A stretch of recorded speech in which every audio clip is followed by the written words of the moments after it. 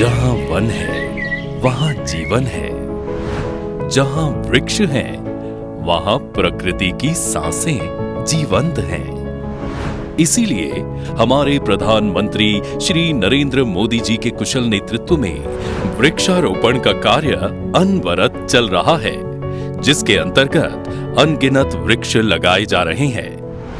पर्यावरण की रक्षा के इसी महाअभियान में माननीय केंद्रीय सड़क परिवहन एवं राजमार्ग मंत्री श्री नितिन गडकरी जी ने एक और क्रांतिकारी कदम उठाया है। उनका सपना है हर सड़क पर पेड़ों की छाया हो और हर रास्ता हरियाली से ढका हो। उनका संकल्प केवल पेड़ लगाने तक सीमित नहीं है, बल्कि पेड़ों को कटने से बचाते हुए पुनर्रोपण यानी ट्री ट्रांसप्लांटेशन करके उन्हें संरक्षित रखा जा रहा है। NHAI द्वारा देश भर में 70,895 ट्री ट्रांसप्लांटेशन किए गए हैं। मॉर्थ ने राष्ट्रीय राजमार्गों को हरित बनाने के लिए 2015 में हरित राजमार्ग नीति प्रख्यापित की, जिसके तहत NHAI ने देश भर में 450 लाख से अधिक पेड़ लगाए हैं। इनमें 994 किलोमीटर NH के रास्तों में करीब 3.33 लाख बाम्बू के पेड़ लगाए गए हैं। देश के अलग अलग हिस्सों की तरह ही अपने संसदीय क्षेत्र को भी हरित नागपुर में परिवर्तित करने के लिए श्री गडकरी जी कृत संकल्प हैं, जिसके लिए उन्होंने फुटपाथों और रिंग रोड के मीडियन में भी 3 स्तरीय वृक्षारोपण कराए हैं। साथ ही नागपुर प्रवास के दौरान वो स्वयं इन पेड़ों के विकास का निरीक्षण भी करते हैं। केंद्रीय मंत्री श्री गडकरी जी के कुशल नेतृत्व में सतत नए हाईवे और एक्सप्रेसवे बनते जा रहे हैं। इन हाईवे में इंटरचेंज में क्लोवर लीफ की जमीन खाली खनिज होती है। श्री गडकरी जी के विचारों की उपज से ही इन क्लोवर लीफ को स्वच्छता और हरियाली से परिपूर्ण बनाने के साथ पक्षियों का ठिकाना बनाया जा रहा है।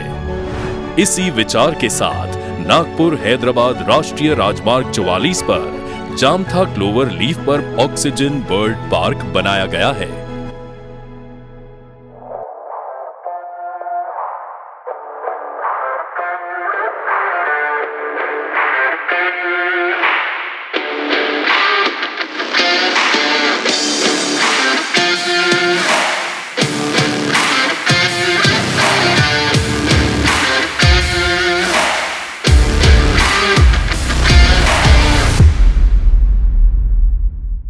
ऑक्सीजन बर्ड पार्क को बेहतर तरीके से परिणाम तक पहुंचाने के लिए NHAI ने एक जैव विविधता सलाहकार को नियुक्त किया, जिन्होंने साइट का अध्ययन किया और भूमि की जैव विविधता को बढ़ाने के लिए प्रकृति के अनुकूल पेड़ पौधे लगाने की सलाह दी।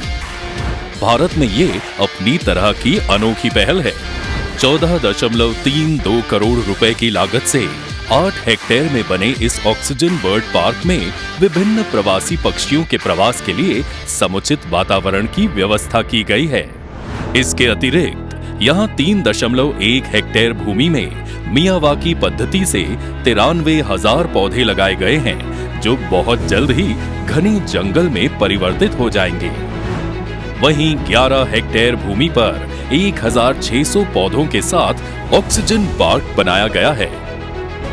इनमें नीम, बांस, बरगद और पीपल जैसे ऑक्सीजनदायी वृक्षों को लगाया गया है, जो अपने घने पत्तों के कारण पक्षियों को आने के लिए आकर्षित करेगी, ताकि वो अपने लिए उत्कृष्ट घोंसले बना सके।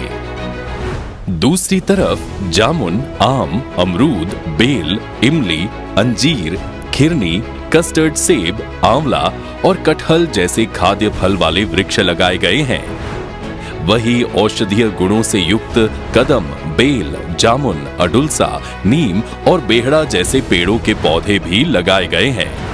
वहीं बीजा, हल्दू और चार जैसे पेड़ों की लुप्त होती प्रजातियों को बचाने पर भी काम चल रहा है। इसके अतिरिक्त यहाँ 30 वाटर रिचार्ज पिट भी तैयार किए गए हैं, जिसमें पानी इकट्ठा हो सके और ग्राउंड वाटर लेवल रिचार्ज हो सके। एक तरफ इस ऑक्सीजन उद्यान के माध्यम से दुर्लभ प्रजाति के वृक्षों का संरक्षण और संवर्धन किया जा रहा है, तो दूसरी तरफ इसके अंदर बने तालाबों में विभिन्न प्रकार के कमल और लिली के फूल इसकी सुषमा में चार चांद लगाते हैं। इन तालाबों से जल पंछियों को नया आशियाना मिलता है, जिनमें प्रवासी और स्थानीय बतख शामिल हैं। यहाँ तालाबों के मुहाने बने रीड बेड, वाटर हेन्स, मूर हेन्स और रीड वॉबलर्स जैसे पक्षियों के लिए प्रवास के दौरान रहने की सुविधा मुहैया कराते हैं। वही देसी बांस की ऐसी प्रजातियां इस उद्यान में पाई जाती हैं, जो धूल और ध्वनि प्रदूषण को कम करने में सहायक साबित होती हैं। ऐसे प्राकृतिक नजारे के लिए आने वाले पर्यटकों की सुविधाओं के लिए इस पार्क में टिकट काउंटर, फूड कोर्ट, आधुनिक शौचालय, बेहतरीन फुटपाथ, जॉगिंग और साइकिलिंग ट्रैक, शानदार एम्फी थिएटर, वॉच टावर और कास्ट आयरन बेंच समेत कई सुविधाएं उपलब्ध हैं। लैंडस्केप के नजारे के लिए हरियाली युक्त विस्तारित लॉन से लेकर सिंचाई प्रणाली तक की व्यवस्था की गई है। समय के साथ ताल कदम मिलाने के लक्ष्य से पार्क में सौर पैनलों से प्रकाश की व्यवस्था की गई है, जो पारंपरिक ऊर्जा स्रोत और पर्यावरणीय स्थिरता को बढ़ावा देते हैं। विकास को पर्यावरण के साथ जोड़कर चलने की पहल करने वाले केंद्रीय मंत्री श्री नितिन गडकरी जी के प्रयासों से ग्रीन इंडिया, क्लीन इंडिया का सपना बिल्कुल सच होने लगा है।